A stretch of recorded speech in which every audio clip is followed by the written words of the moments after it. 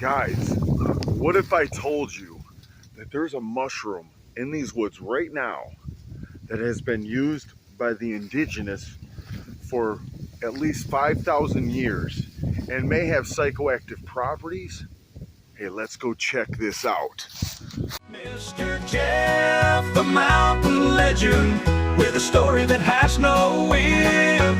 Mushroom hunter, bear defeater, wore boots that seen more miles than you. So here we are, guys. Look at this. As you can see here, we had the tree standing, and just recently it just snapped and fell. And here it is. Look at all these mushrooms. How do I know this just fell? Well, you can kind of see that it's laying on top of the freshly fallen leaves of autumn. And this is all swampy, very mucky back in here. Look at that. When it hit the ground, it just splattered. But look at these mushrooms. Fomitopsis betulina here. I want you to notice how they're starting to tan. They've been out in the sun long enough, they're getting a tan. Let me break one of these off here. All right. And we can see the underside got a little dirty. I wouldn't be surprised if that's just getting dirty from when it hit the ground. But that whole pore surface can be peeled off. As a matter of fact, indigenous would use that as a styptic, a way to stop bleeding. You could use it as a bandage. Oh man. Hey, there's your telltale sign that this is a brown rot fungi with the cubical fractures. Remember? I think I've mentioned that in 3.5 videos. Look at these fractures. Cubical because it breaks in these 90-degree angles. Here's another bad boy. You're probably wondering, what am I going to do with all these guys? Well, after cleaning them up, they can be prepped for dehydration because these mushrooms are chock full of goodies, nutritional compounds. And we're going to get into that in a little bit here. But in the meantime, I got to show you all this. There you can actually see the fibers of the mycelium that was in the wood. Yep, there's another one. Look at this bad boy. Very sturdy and solid too. I got to put a little muscle into it to get them to pop. There we go. Yep, another one.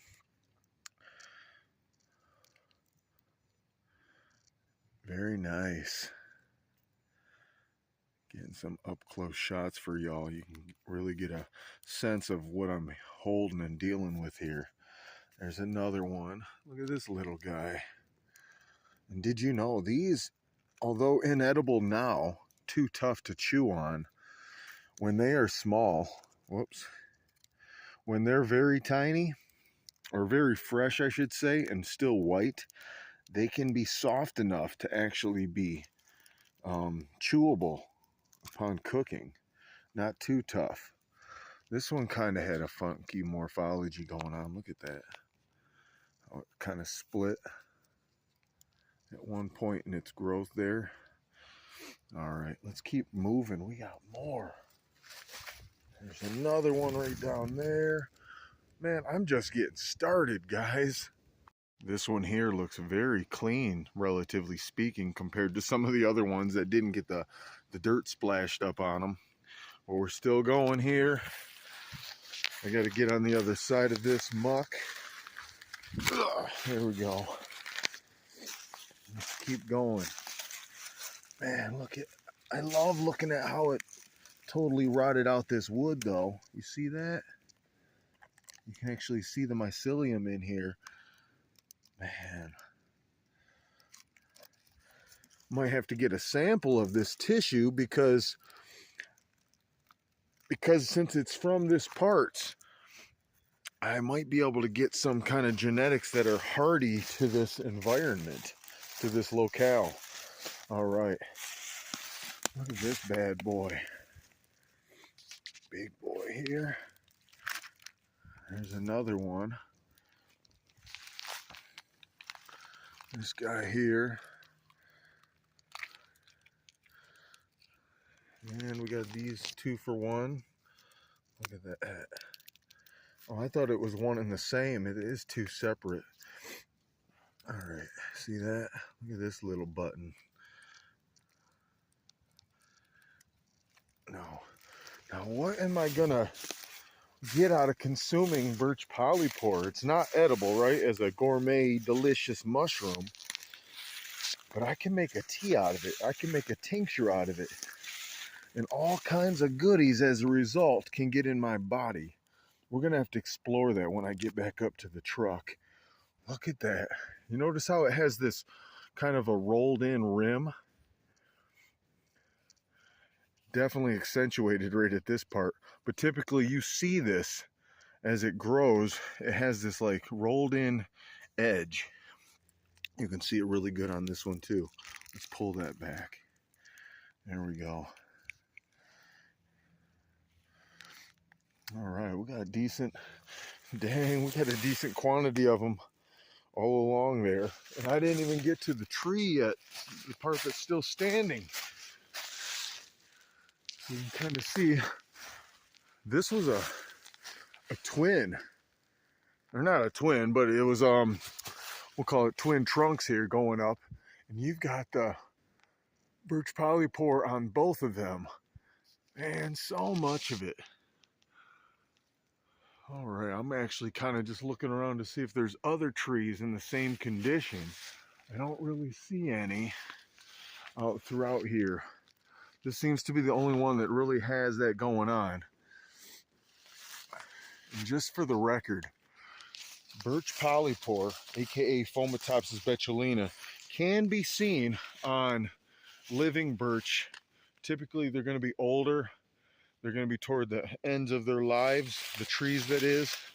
But you'll find them on standing living birch that are probably, in their case, up in age, toward the latter days of their lives.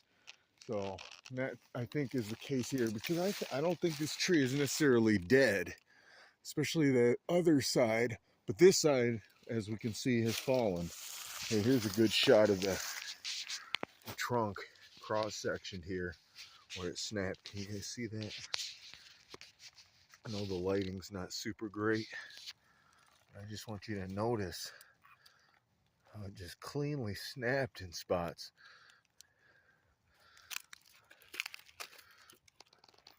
Very cool. I'd be amiss if I didn't tell you about these other species that were growing on this fallen birch. So real quickly, I didn't want to not give them a little credit where it's due. We've got Sterium hirsutum, I believe, aka hairy curtain crust. Also a type of false turkey tail, but it's not turkey tail, guys. For those that know, we know it's not. We can definitely tell the difference, but we can see that's taken over a big chunk of this. And then back over at the stump, we'll see another one. Let's get up closer. We also got these guys right here. Once again, this is with the birch polypore as we see them all above. But down here, we've got another polypore. Look underneath. It doesn't actually have true pores, but if you've been on my channel any length of time, you might recall this bad boy, the violet-toothed polypore. It actually has little teeth, similar in appearance to like a cat's tongue. Look at that. See those little protrusions? This one's actually looking very vibrant in its purple too, that violet. Very rarely do I see them in that condition. Here, let me get you another shot, sorry. Let's get some good quality. Very nice. Yeah, that's the violet-toothed polypore. What do we call that? Tricaptum bifurmi or something to that effect. But hey, back to the birch polypore. All right, I wanted to give you guys an up-close shot for a little bit, so check this out.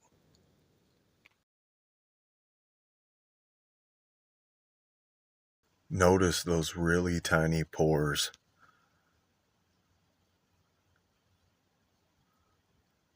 Pretty cool.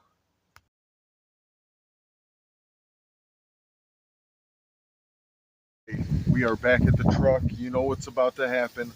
Let's dive into these chemicals, guys. All right. So, if you've been on this channel for any length of time, you probably have seen me cover videos where I talk about polysaccharides, where I talk about phenolic acids. I got a video just about these. I've got videos talking about sterols. Go back and check out the ergosterol video.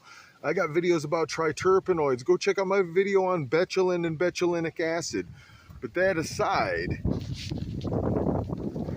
what I did here is I split up water solubles from your non-polar solubles, your ones that'll be more miscible in alcohol or DMSO or methanol. You know what I'm talking about. But anyway, so over into the water soluble. So if you were to make a tea out of birch polypore, the tea will be primarily consisting of these compounds, your polysaccharides. A polysaccharide means many sugars. Starch is a polysaccharide. It's a type of alpha glucan. But in this case, the one we're really looking for is this beta D glucan.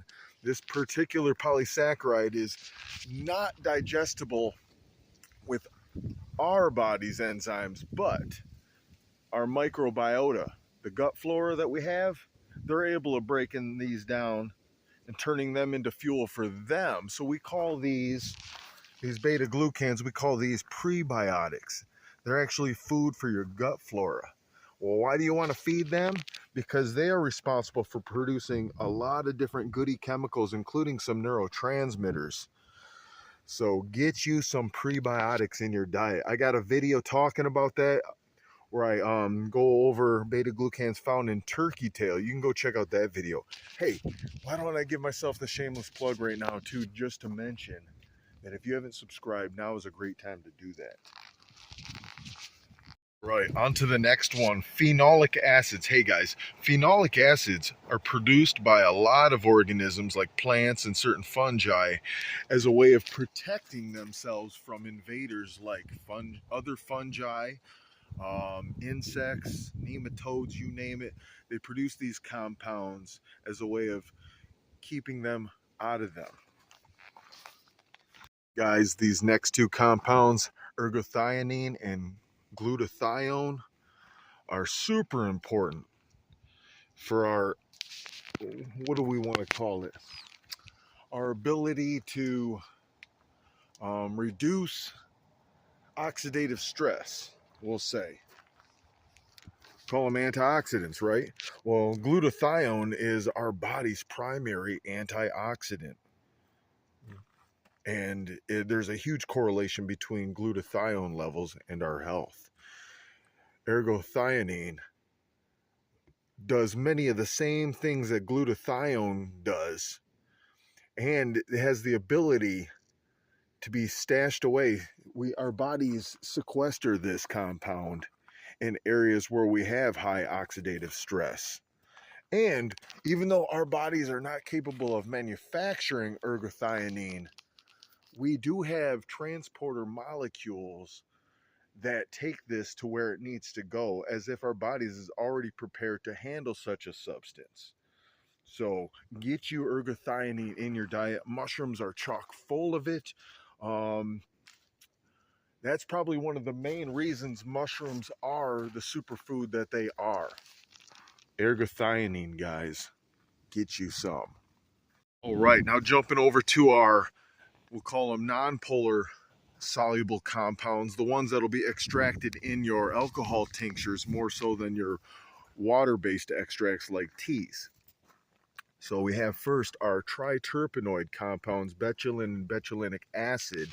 You can thank birch polypore, you can thank birch polypore's nature for us being able to get this. The fact that it is a birch exclusive fungi is why we get betulin and betulinic acids. You can also find these compounds in other mushrooms that decompose birch, such as the very popular one, chaga. But definitely go check out my video on betulin because I break down how it benefits our bodies in that one.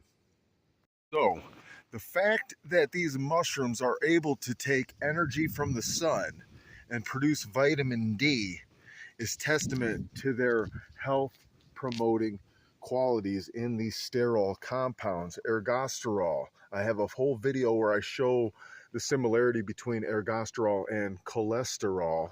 Go check out that video. Cholecalciferol is basically a pro drug to vitamin D.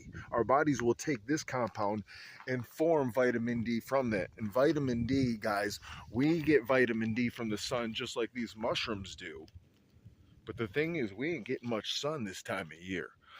Right now, it's mid-afternoon and the sun's about to set in an hour here, guys. So what do I do to get vitamin D in the wintertime? Well, I consume things like these mushrooms. Get you some mushroom teas and mushroom tinctures in your life, guys. Keep your vitamin D levels high even when you can't get the sun. It's kind of like these mushrooms are bottling up all of that sunlight goodness and putting it in a form where we can consume it internally. Gotta love it.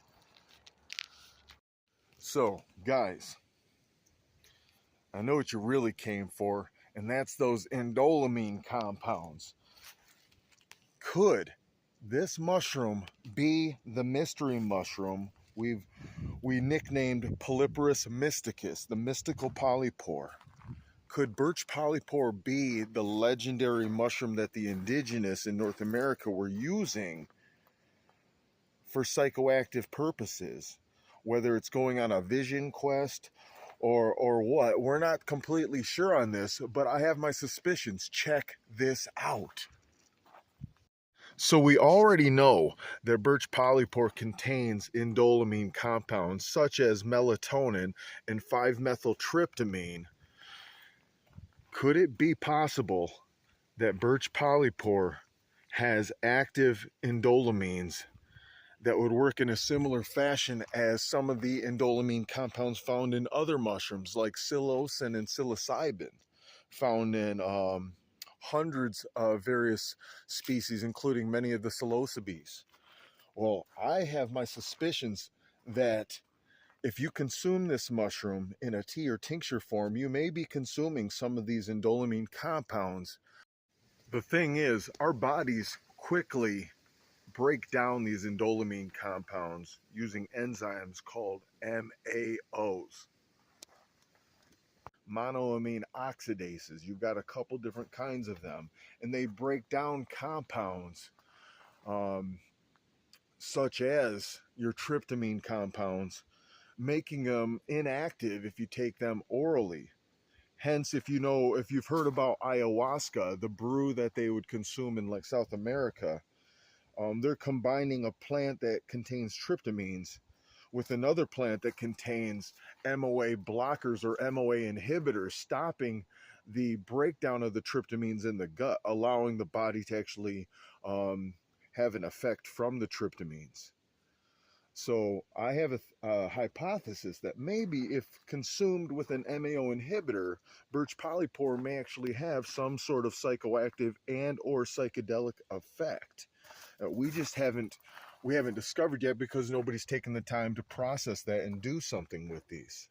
So maybe I'm going to have to take these mushrooms and do a little investigation. Hey, if you support this kind of citizen scientist stuff, especially in the world of mycology, you want to support this channel, remember, subscribe, like these videos, leave a comment.